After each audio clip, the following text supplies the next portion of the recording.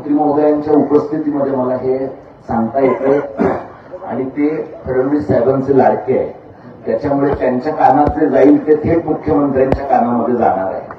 त्यामुळे मला ही संधी मिळाली त्याबद्दल मी आयोजकांचा आभार मानतो. साहेब, ज्या कारणासाठी सिंधुदुर्ग जिल्ह्यातले लोक एकत्र आलेले आहेत, जे आज सिंधुदुर्गात घडतंय ते महाराष्ट्रातल्या सगळ्या जिल्ह्यांमध्ये घडतंय आणि अशाच प्रकारचे मोर्चे यानंतरच्या काळामध्ये महाराष्ट्रातल्या सगळ्या जिल्ह्यांमध्ये निघतील अशी परिस्थिती आहे.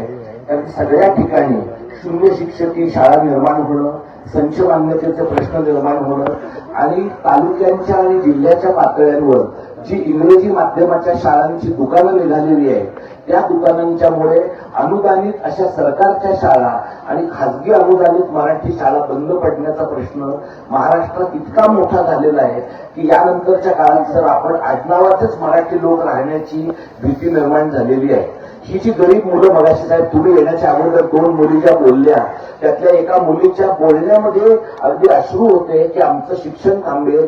मुलांचा प्रश्न आहे सर, पण मुलींचा प्रश्न अधिक महत्वाचा आहे.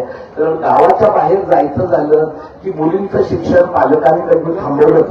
हो, मुलं आणि मुलींचा प्रश्न अधिक महत्वाचा आहे. आणि इथे असलेल्या सगळ्या शिक्षक मंडळीलाही सर आपल्या सोबत असताना मला विनंती करायची आहे की सगळ्या शिक्षकांनी जशा गावातल्या शाळा वाचवल्या पाहिजेत, तशी आपल्या घरातली मुलं सुद्धा मराठी माध्यमाच्या शाळेतच घातली पाहिजे.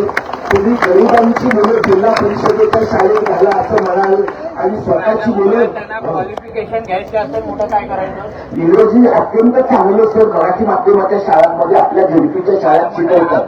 मुद्दा ह्याचा होता, मुलांनी आपल्या भविष्यात घडवण्याच्या दृष्टिकोनातून पावलं उचलावी.